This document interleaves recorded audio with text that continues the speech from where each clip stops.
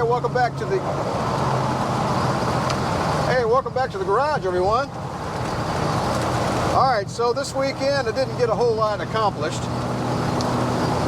Well, yeah, I did really, but not in the shop. So I broke down and ultimately decided that it was time to sell the CJ-7.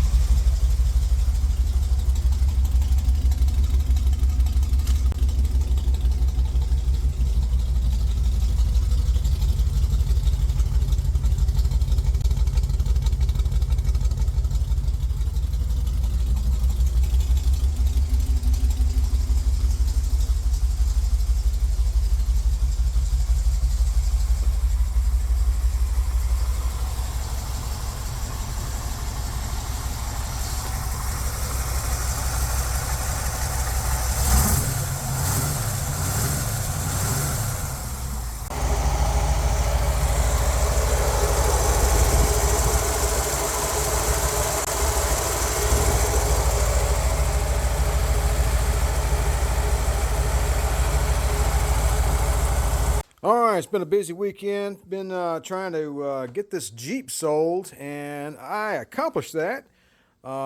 It's going to a good home, so rest assured everything will be A-OK. Sold it to a buddy of mine, and it's going to be good to go. So probably get that delivered to him tomorrow sometime. But for now, I think we'll just pick back up on cleaning parts. Got the pulleys cleaned up pretty well. This goes next to the engine, so I just gave them the Craigslist, real quick. This one was actually bare, and from the factory, it didn't have anything on it. So because it's like it goes up against the engine, and it just never rusts. So I got these brackets painted up. I think this one goes to the alternator, and these two go to the AC compressor and various other things. We got the water neck or the thermostat housing done, and it's a little brass temperature doohickey, so that looks pretty good. Got the brake booster vacuum line polished up and painted, and has this little valve here, and this goes over to the booster. We got the starter cleaned up. That turned out really nicely. Looks brand new again. Mineral spirits is good to go. Got the spark plug management conduits cleaned up. Those are very nice. Still need to do all this hardware back here. Have to clean that up as well. Got to clean up this fan. It's got some of that dust and white mold growing on it. And I wiped down this distributor cover. I just basically put some super clean on it. Now this is fiberglass. You can see the fibers down inside it. I thought about painting it, and then I thought, you know what? I think I'm just going to leave it alone. This is the way it is. This is the way it was from the factory. There's a lot of things about the underhood of this car that I want that factory original look. So I know I'm going to change the internals of the engine, but I want the outside to look. I want to look stock. So. Let's see, what else on the table? Got the hot air choke tubes cleaned up. Those are looking pretty good. Some fasteners here. These fasteners go to the stock exhaust manifolds. And some of this stuff, like that thing right there, and these little brackets here. Not sure exactly how I'm going to make all that play with this spark plug management, because I'm going to use headers. But I want to use the stock spark plug management. I may not be able to do that, but I'm going to see what I can cobble together. I may have to modify that. And but anyway, I'll cobble something together that'll work, hopefully. And we've got a couple of covers here that went on the stock manifolds. This goes to the hot air heat riser that goes up through the breather. I want to try to reuse that as well. We'll see what happens. But the short block is ready to go to the machine shop. Got it down. I got it bolted to the little roll-around stand here. And since I'm a newbie at this, I didn't quite know how to attach this to the hoist. And I know I was complaining about bolts in the last video, but this is the best I could do, I guess. So I put 4 bolts. I took 4 head bolts, and the holes in these brackets were a little large, so I just ran a nut up there and tightened it down that way. And I got 4 lifting points, so that's perfectly fine. Anyway, overkill, I'm sure. So anyway, next week that's going to get lifted up into the back of the pickup truck, and that's going to go to the machine shop. But right now, at this very moment, I'm going to be working on the timing cover and the water pump, basically cleaning them up and painting them. And I was a little concerned about reusing the factory timing cover because I want to run a roller cam, but the roller cams don't have a method to prevent them from walking out of the engine block, supposedly. And the general consensus is you need something to prevent that. And a lot of people just put aftermarket timing covers on their engine that has a mechanism to keep the cam from walking out of the block. However, I did find a cam button, as it's called, and it goes on the end of the camshaft sprocket and bolts on there, and it has like a rotating bearing, and basically it will butt up against this in here some kind of way, and it will prevent the camshaft from walking out of the engine. So anyway, that's just something you're going to have to do when you're converting from like an older Gen 1 small block Chevy to a roller setup. When you're converting from a flat tappet type valve train to a roller setup. So that's about the extent of it. That's all I really know. I'm not the expert, clearly. I just read. All right, so let me go ahead and start cleaning up these 2 parts here and see how far I can get with that. All right, progress. Got the water pump done. Of course, that little nasty bit will be covered up by the fan, so no big deal there. This is a stainless steel heater hose connector that I installed many, many years ago. I think the original one rusted out, so that's an aftermarket part. And then, of course, the timing cover is done. Everything underneath there you've seen already. I've dug into these shields here and got them polished up as best I can. The one in the back there still has a little surface rust. I'll probably get after that with a little bit of steel wool. This is part of the clutch. That's the cross shaft of the clutch. It may or may not be reused on this car. I'm not sure yet, depending on what kind of a transmission solution I go with. So we'll just have to, I'm going to keep that aside for now. And one last thing I'm doing tonight is the spark plug management and the hoist hooks that go on the intake manifold. These 2 brackets go on the back of the engine block and hold in that long slot there. There's a rubber grommet that holds the spark plug wires, and they're in a baggie. They're still original, so I think I'm going to try to reuse them. I know that sounds a little bit extreme, but oh well. And there's the other one right there. And correct Chevy blue, at least I hope it is anyway. And here's the intake manifold engine hoist hooks. I think I probably got 1 more coat of paint for those to do tonight, and then I'm going to wrap it up. I know it comes as quite a shock, but I just don't drive it enough, and it's time for it to go to a new home, and I found a good one for it. A buddy of mine, a really good friend of mine, bought it this weekend, as a matter of fact, and I'm driving it over there to his house right now, and he'll take me back home. So I'm looking forward to moving on and bigger and better things. I think he's really going to enjoy it. He's known that I've had this Jeep for many years, and he likes it. So, you know, it's going to a good home. And he's a car guy like us, right? So it's a win-win. Comically, the day I bought this Jeep in May of 2010, 14 years ago almost, It was a springtime rainstorm, and it just rained all day. It was a 6-hour drive too, and the Jeep didn't have carpet in it, and the factory holes in the floorboard were still there. You know, these old CJs had drain holes in the body. I guess if they figured if you went off-roading and got a bunch of water in it, it would drain out. But anyway, so I ended up with a swamp in the bottom of this Jeep because of that severe rainstorm. And you know, it ran out the drain holes, but I don't know, my logic is different from AMC's. So I welded up the holes, and then I rhino lined the tub. So anyway, and then I put carpet in it, and it made it a lot quieter. Can't you tell? A CJ-7 is not known for being quiet. This is about as good as it gets. But comically, when I bought the Jeep, there was a rainstorm. And the day I sell the Jeep, it's another rainstorm.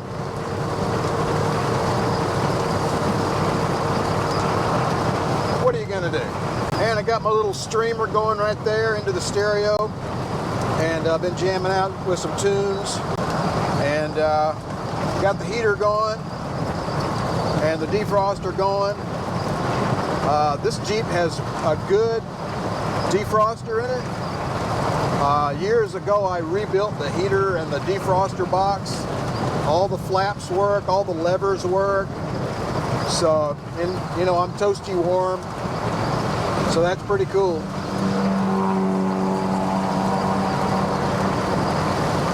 Driving an old CJ down the interstate, let's use the word visceral. It is an extremely visceral experience. Especially in this one, because the springs they're not stock. They're stiffer than normal, and it's got a little bit of a lift on it. Because the original owner, he was a big fella. He was, man, I don't know, probably 6'5", 6'6", something like that, and had some girth on it, and he wanted stiff springs. Okay, but I left them. I thought they were cool, so you know, it's fine. All right, I think I'm going to keep on driving. Got about 50 miles to go. We'll talk to you guys in a little bit. All right, today's the big day. Let's see, I think we got to get this thing, got to get it raised up a little bit more. I think that'll do it. A little bit more. Come on. I ain't got all day. Got people to see. Yeah, that's right. Just put it on the side. Like, get the weight like centered and stuff. Yeah, okay, let me get back. Let me back this thing up and reposition. All right, that's good enough. Let me go ahead and set it down right there. We can roll it around inside the truck bed by hand from here. So let me go ahead and manipulate this thing in the center and get it strapped down. Let's head on to the machine shop. Well, it's not the most professional job in the world, but it beats setting the motor on an old car tire, which is not something I'm prepared to do. All right, let's head out. Well, all right, we're on our way to the machine shop. We got the little Chevy small block, short block cinched down there in the back of the pickup truck, and probably overkill. I don't think it's going to move anywhere. However, it's pretty hilly around here in central Alabama, so you might find yourself, you know, like that, and on some of these roads around here. So if you got something that's really heavy in the back, you need to tie it down. I wouldn't want for that thing to, get loose, and especially if I was in an accident, and you got to think about other folks beside yourself.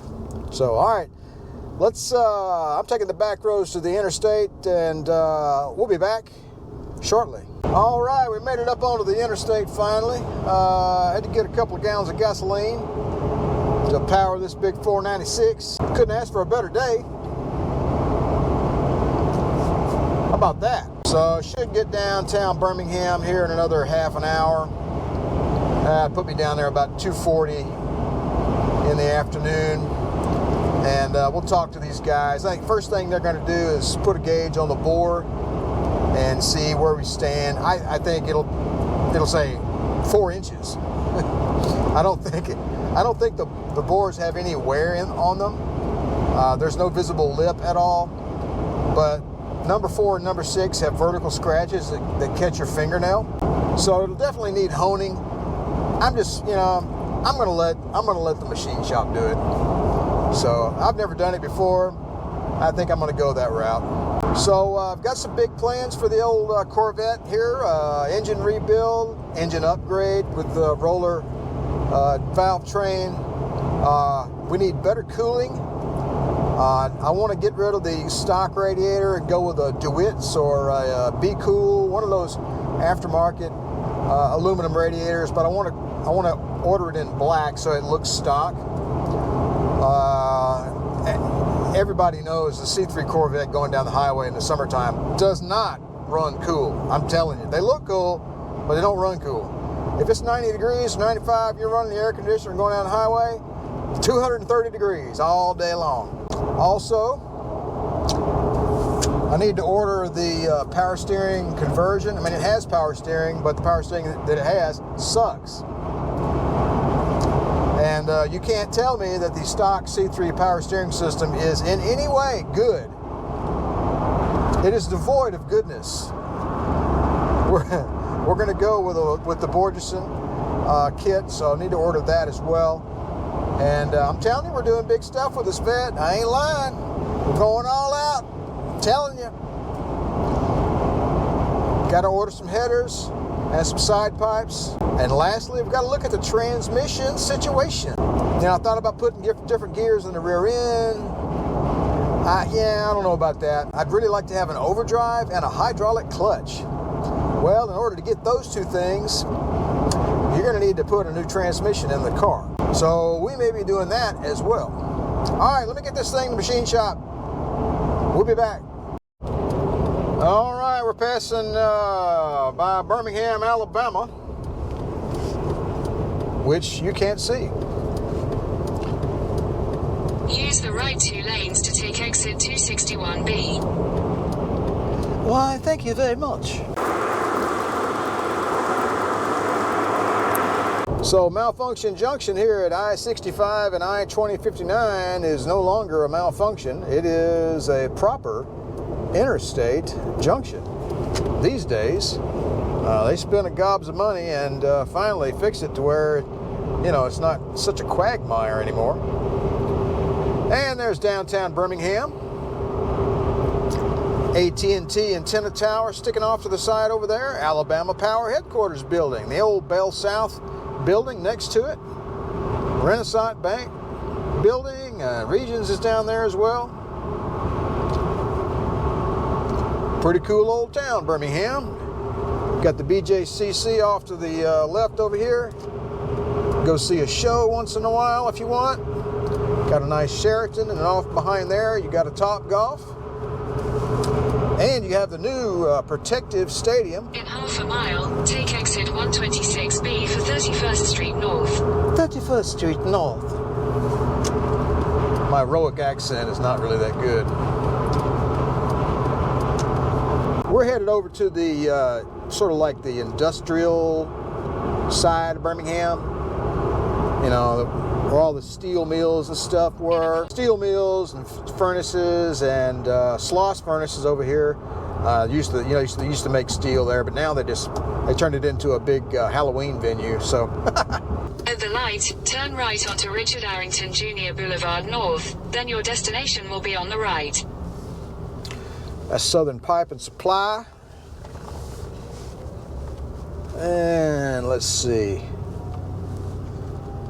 We should be coming up on this place here in a bit.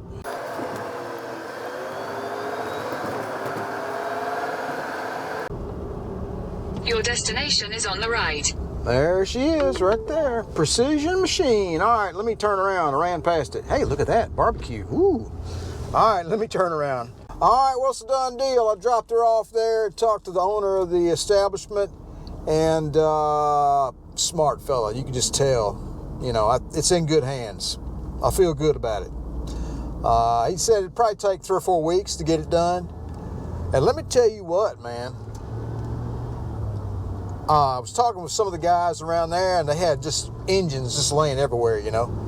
I said, man, you guys are ate up with the business, aren't you? He goes, man, we're like one of the only places that's left doing this kind of work. I said, what are you talking about? He goes, he said, we have people coming in from all over the place, from out of state, sending their engines and stuff to our shop here. I'm like, wow, okay. I guess the machining business in general is kind of becoming a niche, or kind of going by the wayside. You know, it's not as prevalent as it used to be. I guess maybe because maybe engines are just kind of more throwaway items now, more so than they used to be.